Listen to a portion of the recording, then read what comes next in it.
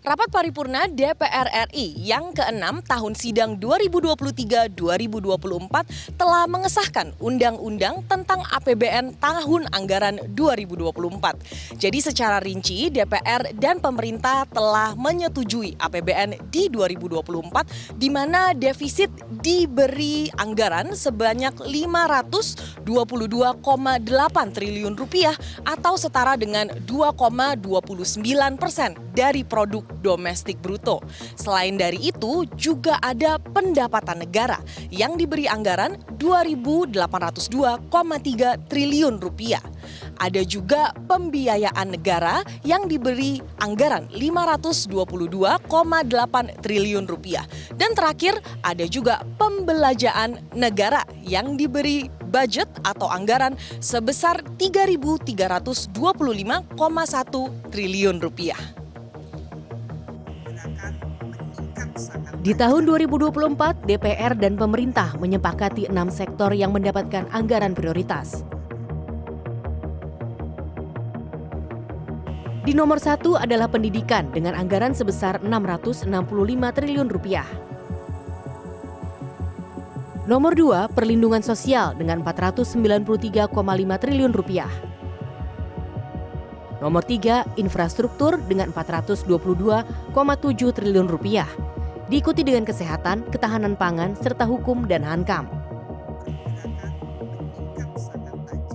Sedangkan pemerintah telah menetapkan 4 program prioritas yang diperkirakan akan menghabiskan dana APBN 2024 hingga 166,5 triliun rupiah. Yakni Ibu Kota Nusantara, pemilu, stunting, dan kenaikan gaji ASN, TNI, Polri, dan pensiunan.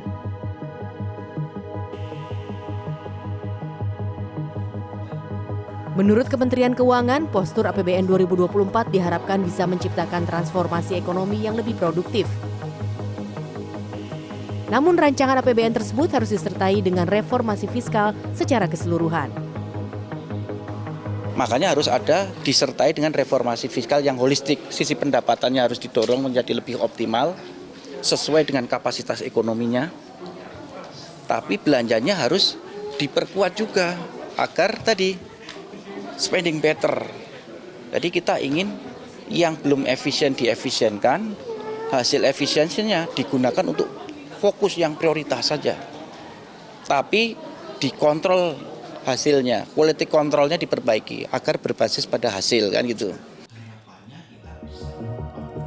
Menurut Wahyu, pemerintah harus menerapkan strategi jangka pendek dan menengah untuk bisa mewujudkan transformasi ekonomi melalui APBN 2024.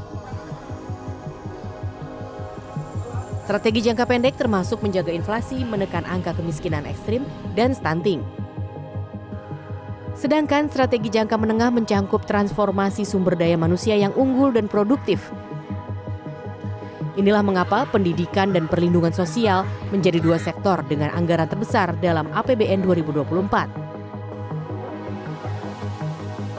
Meski begitu, perlu diingat bahwa ada beberapa indikator yang perlu diantisipasi karena berpotensi berdampak pada tingkat inflasi tanah air yang lebih tinggi tahun depan.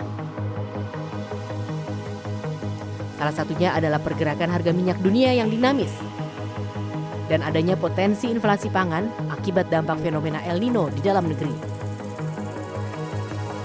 Berpengaruh itu adalah policy dari negara yang mengekspor terutama beras lah kita ambil ya, beras seperti India, kemudian Vietnam, Thailand gitu ya. Kalau mereka kemudian melakukan inward policy ya, inward looking policy dengan melakukan pembatasan ya ekspor untuk mengamankan supply, ini kan otomatis harga beras atau harga pangan di dalam negeri juga ikutan melonjak. Nah, bagaimana channelnya kepada sektor keuangan? Ya tentunya yang dilihat adalah bagaimana outlook atau ekspektasi inflasi ke depan gitu ya. Kalau ekspektasi ke depannya meningkat, akan juga kemudian berpengaruh bagaimana ekspektasi kepada cost of borrowing-nya ke depan. Suku bunga ini seperti apa gitu kan. Menurut Andri, efek inflasi pangan akibat El Nino biasanya baru terjadi 6 hingga 9 bulan setelah puncaknya fenomena cuaca tersebut. Ini jelas perlu diantisipasi.